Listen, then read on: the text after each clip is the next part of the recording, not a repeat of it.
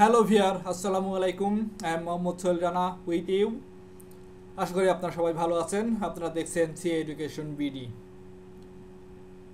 আজকে আমাদের টপিক আয়কর পেশাজীবী নিবন্ধন পরীক্ষার বিগত প্রশ্ন উত্তর 2012।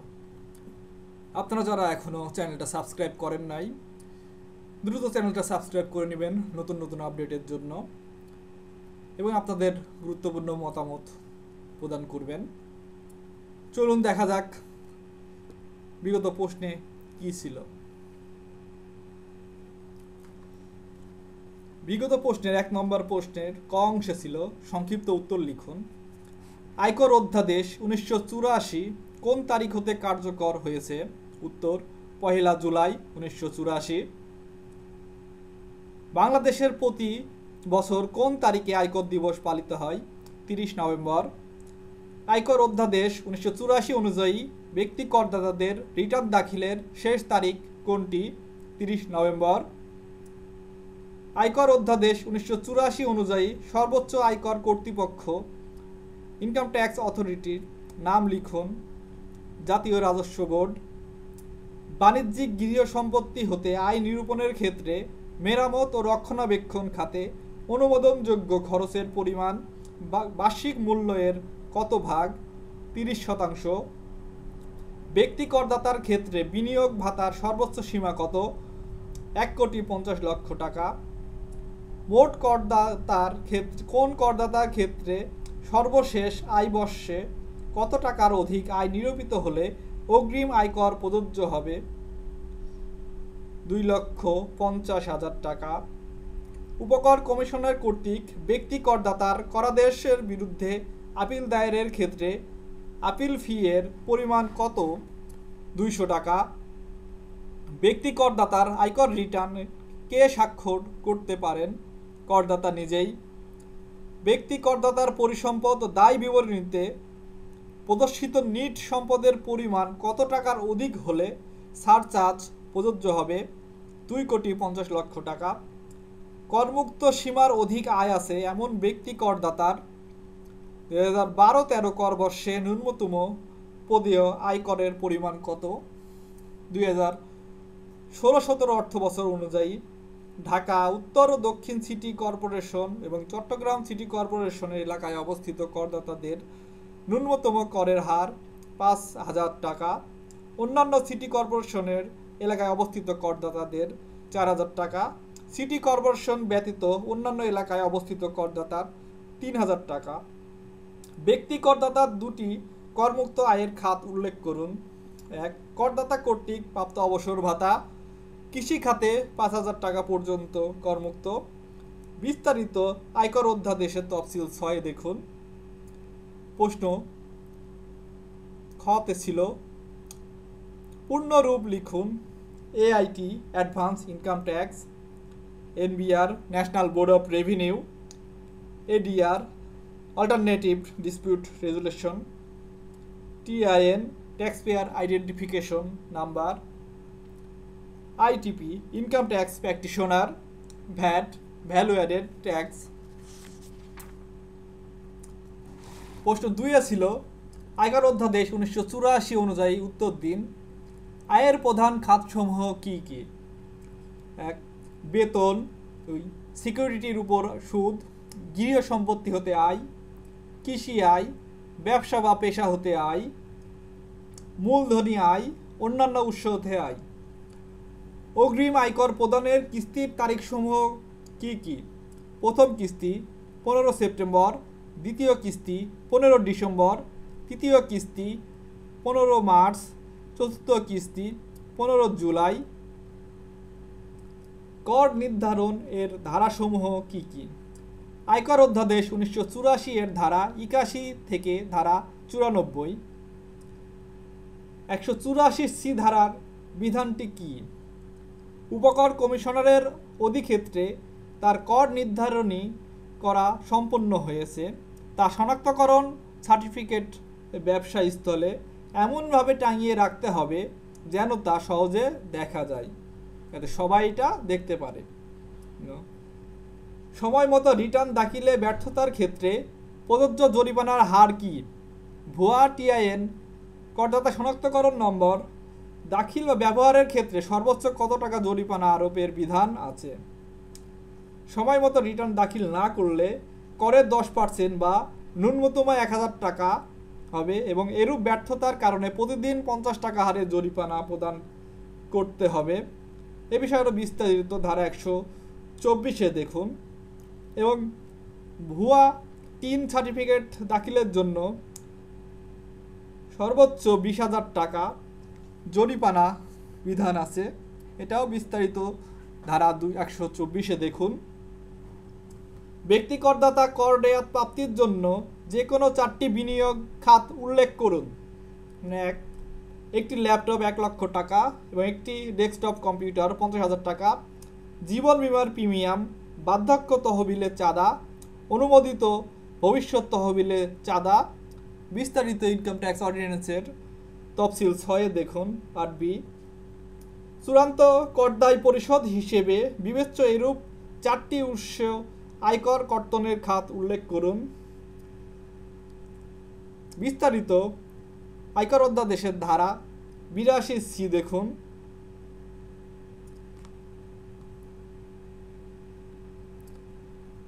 প্রশ্ন 3-এ ছিল আয়কর অধ্যাদেশ 1984-এর 184-এ ধারা অনুযায়ী যে সকল ক্ষেত্রে টিআইএন সনদ দাখিলের প্রয়োজনীয়তা রয়েছে তার মধ্যে যে কোনো 5টি ক্ষেত্রের নাম লিখুন।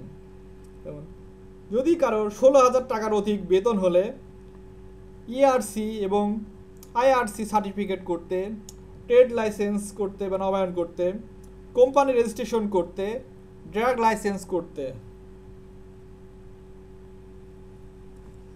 প্রশ্ন 4-এ ছিল আয় বর্ষ বলতে কি বোঝায় এবং 2012-13 কর বর্ষে ব্যক্তি শ্রেণীর পুরুষ 65 বছরের নিচে করদাতার আয়ের উপর প্রযোজ্য কর হার লিখুন। এবং 2012-13 কর বর্ষে মহিলা প্রতিবন্ধী এবং 65 বছর বা তদূর্ধ্ব বয়সের করদাতাদের ক্ষেত্রে করমুক্ত আয়ের সীমা কি কি। আয় বর্ষ বলতে যে বছরে আয় করদাতার আয় হয়, সাধারণত এটা জুলাই টু জুন। এবং 65 বছরের পুরুষ করদাতার ক্ষেত্রে মোট আয়ের উপর আয়করের হার হবে নিম্নরূপ: প্রথম 2,50,000 টাকা পর্যন্ত কর হার 0, পরবর্তী 4 লক্ষ টাকা পর্যন্ত 10%, পরবর্তী 5 লক্ষ টাকা পর্যন্ত 15%, পরবর্তী 6 লক্ষ টাকা পর্যন্ত 20%, পরবর্তী 30 লক্ষ টাকা পর্যন্ত 25% এবং অবশিষ্ট টাকার উপরে 30%। মহিলা ও 65 বছরের উপরে করদাতার ক্ষেত্রে মোট আয়ের উপর আয়করের হার হবে প্রথম 3 লক্ষ টাকা পর্যন্ত 0 এবং পরবর্তী প্রথম পুরুষের 65 বছরের যে পুরুষ করদাতার যে প্রযোজ্য হার, পরবর্তীগুলো সেগুলো ঠিক থাকবে। এবং প্রতিবন্ধী করদাতার ক্ষেত্রে মোট আয়ের উপর 3,75,000 টাকা পর্যন্ত এক্সাম্পটেড এবং বাকিগুলো আগের ন্যায় ঠিক থাকবে।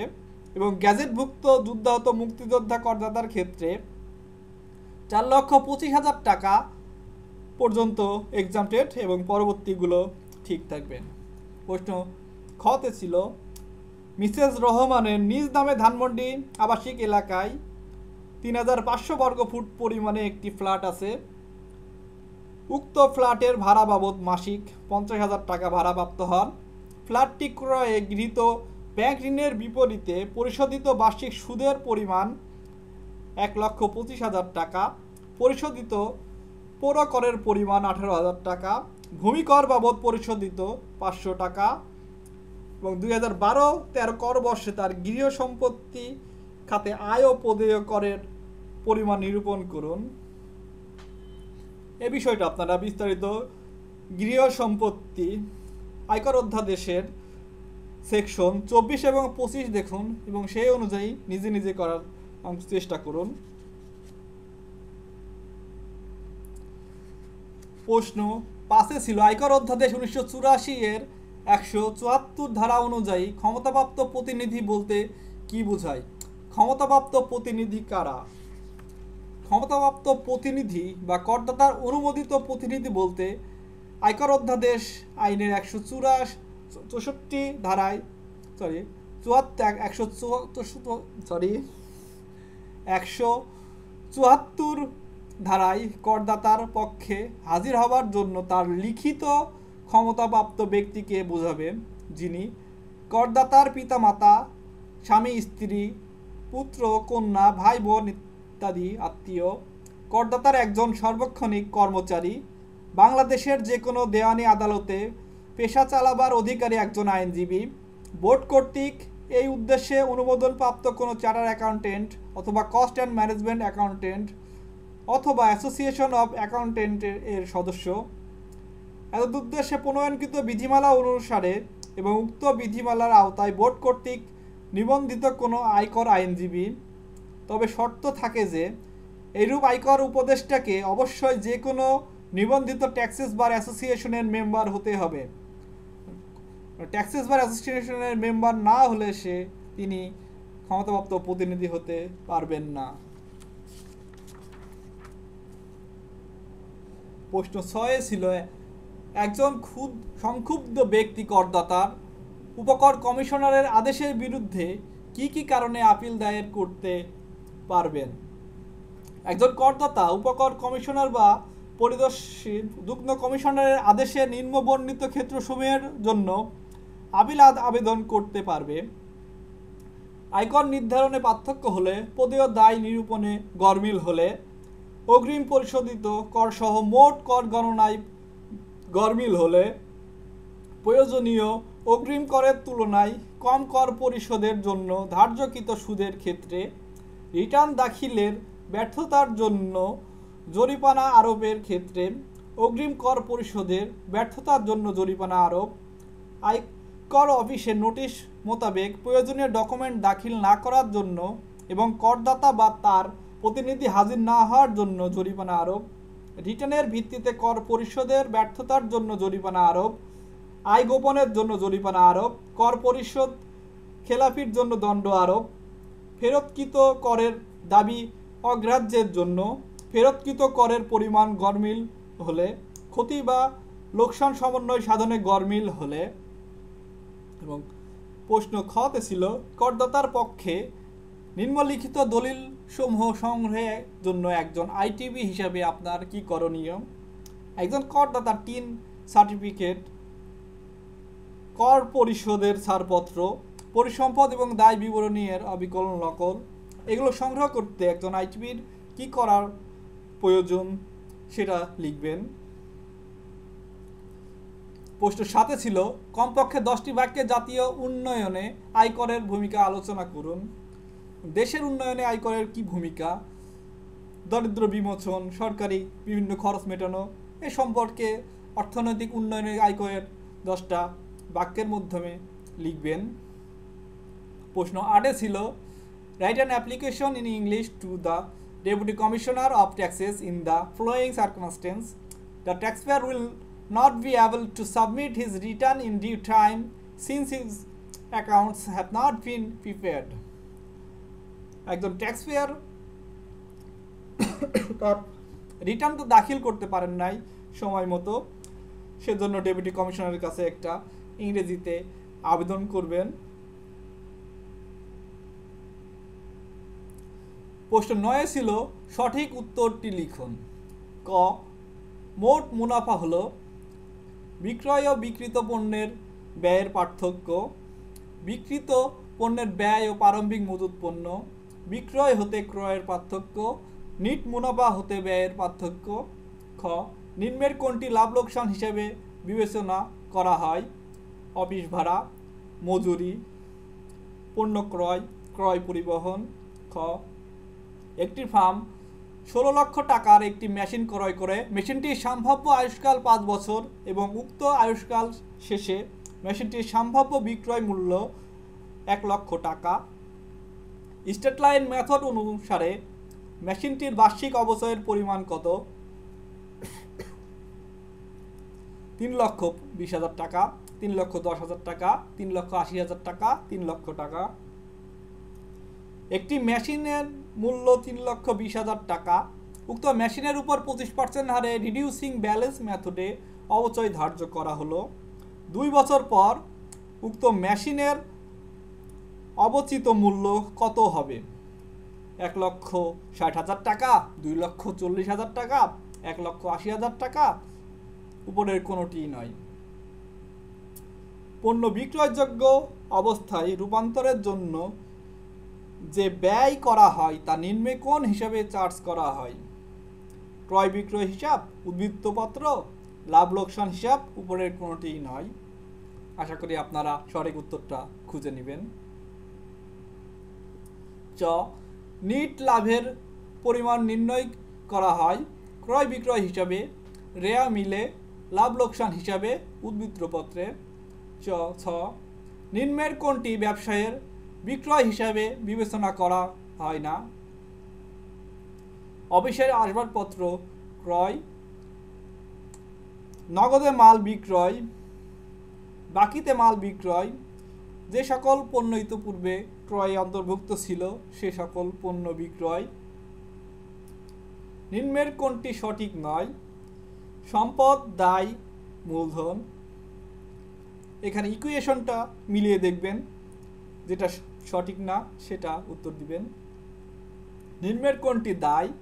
যন্ত্রপাতি, পণ্য ক্রয়ের জন্য পাওনাদার, মোটর গাড়ি, হাতে নগদ। নিম্নের কোনটি সম্পদ নয়? দালান কোঠা, হাতে নগদ, দেনাদার, মিসেস জাহানের নিকট হতে গৃহীত ঋণ। প্রশ্ন 10-এ ছিল নিম্নের রেয়ামিল হতে হাসি ব্যাংকক এর 30 জুন 2012 তারিখে সমাপ্ত বছরের ক্রয় বিক্রয় হিসাব এবং লাভ লোকসান হিসাব এবং 30 জুন 2012 তারিখে উদ্বৃত্তপত্র তৈরি করুন। এখানে রেয়ামিলে ছিল মজুদ পণ্য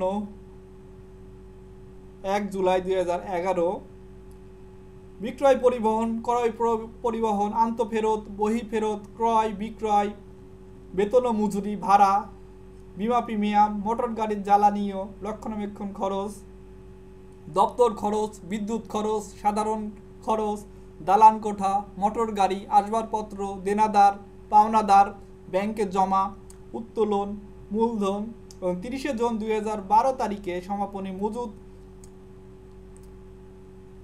আশা করি আপনারা নিজেরা এটা করবেন এবং আমি আপনাদের জন্য সহজ করে দিয়েছি, হিন্টস দিয়ে সহজেই বুঝবেন। না বুঝলে কমেন্ট করে জানাবেন, আমি সম্ভব হলে আপনাদের অবশ্যই সাহায্য করার চেষ্টা করব। কারণ এখান থেকে সহজেই আপনাদের বুঝে চলে আসবে যদি একটু ভালো করে খেয়াল করেন।